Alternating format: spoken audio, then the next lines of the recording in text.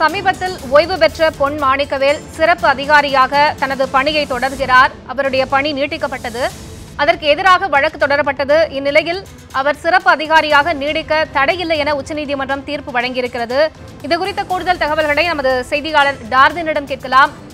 Darwin, தற்போது பொன் மாணிக்கவேல் சிறப்பு அதிகாரியா நீடிக்க தடையில்லை அப்படின்னு உச்சநீதிமன்றம் தெரிவிச்சிருக்காங்க. அந்த தீர்ப்புல வேற என்னென்ன விவரங்கள்லாம் குறிப்பிடப்பட்டிருக்கு? லலிதா, இந்த வழக்கை பொறுத்த வரைக்கும் இது தீர்ப்பு கிடையாது. இது ஒரு இடைக்கால உத்தரவு மட்டுமே. சிலை கடத்தல் வழக்கை விசாரிக்கக்கூடிய சிறப்பு அதிகாரியாக இருக்கக்கூடிய இந்த பொன் மாணிக்கவேல் கடந்த நவம்பர் மாதமே அவர் பணியிலிருந்து ஓய்வு பெற்றுவிட்டார். இதனை அடுத்து அவரை சிறப்பு அதிகாரியாக நீட்டித்து சென்னை உயர்நீதிமன்றமானது ஒரு உத்தரவை பிறப்பித்திருந்தது.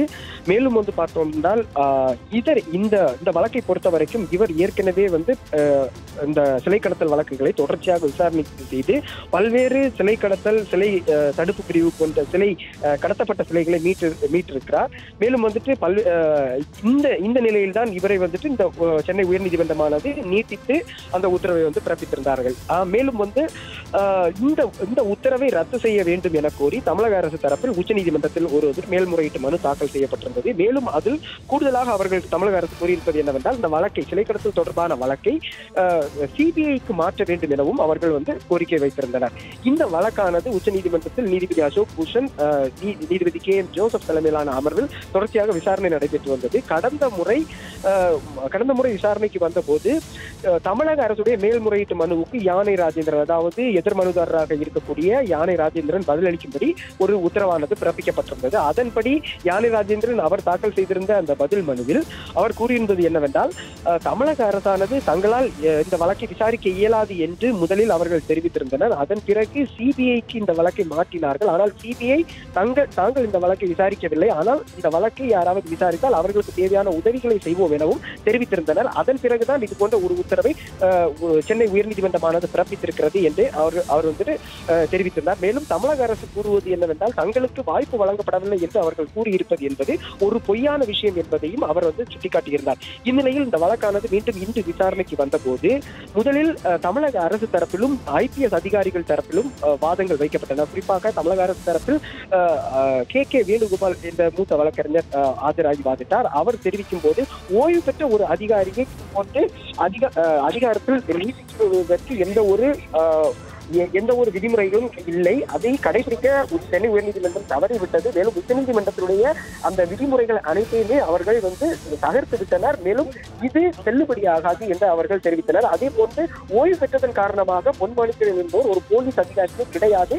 ஆனால் அவர் தற்போது இந்த பதவி நீட்டித்திருப்பதால் அவர் போலீஸ் அதிகாரிகளுக்கு இணையான அனைத்து வசதிகளிலும் அவர் அனுபவித்துக் கொண்டிருக்கிறார். அதே போல் இந்த வழக்கை பொறுத்த வரைக்கும் இவர் பல்வேறு ரெய்டு போன்றவற்றை நடத்தியிருக்கிறார். ஆனால் வழக்கு பதிவோ இல்லை குற்றப்பத்திரிகையை தாக்கல் செய்யவில்லை என்ற குற்றச்சாட்டை அடிக்கிறார்கள். ஆனால் இதற்கு எதிர்ப்பு தெரிவித்து பொன் மாணிக்கவேல் யானை ராஜேந்திரன், அதாவது எதிர் மனுதாரராக இருக்கும் யானை ராஜேந்திரன் தரப்பில் வழக்கறிஞர்கள் வாதிடும் போது, இது நீதிமன்றமே பதவியை நீட்டித்திருக்கிறார்கள், நீதிமன்றத்திற்கான அதிகாரம் இருக்கிறது, எனவே இதற்கு தடை விதிக்கக்கூடாது எனவும், இந்த வழக்கை விசாரிக்க இவர் தகுதியானவர் என்பதை ஆராய்ந்த பின்புதான் இந்த வழக்கானது பொன் மாணிக்கவேலிடம் கொடுக்கப்பட்டிருக்கிறது.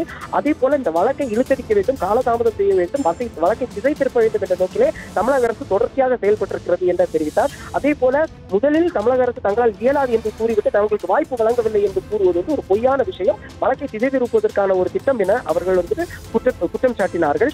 இதனை அடுத்து நீதிபதிகள் இந்த வழக்கை பொறுத்த வரைக்கும் தற்போது எந்த ஒரு உத்தரவும் பிறப்பிக்க முடியாது, ஸ்டேட்டஸ் கோ மெயின்டைன் செய்ய வேண்டும், அதாவது தற்போது பொன் மாணிக்கவேல் எந்த நிலையில் தொடர்கிறாரோ அதுவே தொடர வேண்டும் என்பதை தெரிவித்து அவருடைய அதாவது இவருடைய நியமனத்தை ரத்து செய்ய வேண்டும் என்ற கோரிக்கையை இடைக்கால உத்தரவு எதையும் பிறப்பிக்காமல் வழக்கை February 9 ஒத்திவைத்திருக்கிறார்கள். மேலும் அந்த February 19 அந்த வழக்கு விசாரணைக்கு வரும்போது ஏற்கனவே தமிழக அரசு தரப்பில் கூடுதலாக ஒரு இணை மனு ஒன்று தாக்கல் செய்யப்பட்டிருக்கிறது. அதே போன்று பொன் மாணிக்கவேலுக்கு கீழ் வேலை செய்த 66 காவலர்கள் மனுக்களை தாக்கல் செய்திருக்கிறார்கள்.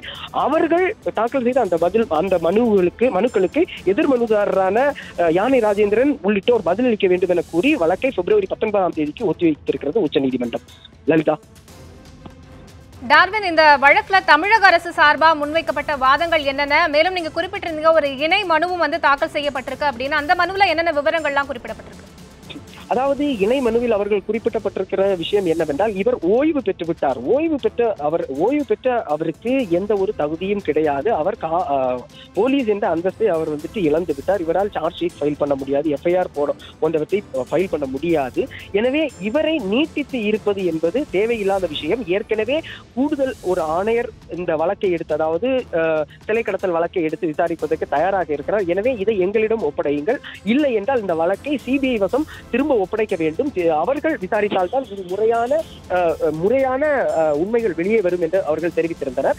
அதே போல அவர்கள் தெரிவித்திருப்பது இன்னொரு விஷயம் என்னவென்றால், இவர் பல இடங்களில் சோதனைகள் நடத்தி சிலைகளை கொண்டு வந்தார். ஆனால் அதில் பலவை கடத்தப்படாதவை என்றும் பரிசீலிக்கப்பட்டவை என்றும் அவர்கள் வந்துட்டு தெரிவித்திருந்தனர். குறிப்பாக பார்த்தோம் என்றால், ஒரு மியூசியத்தில் இருந்த ஒரு சிலையானது இவர் கைப்பற்றி அது கடத்தி வரப்பட்டதா என்பதை விசாரிக்கும் போது அது ஆஸ்திரேலிய நல்லெண்ணம் காரணமாக ஆஸ்திரேலிய பிரதமர் இந்திய பிரதமருக்கு கொடுத்த ஒரு சிலையாகும். எனவே இவருடைய விசாரணையில் பல சிலை கடத்தல் வழக்குகள் இது போன்றுதான் முடிகின்றன.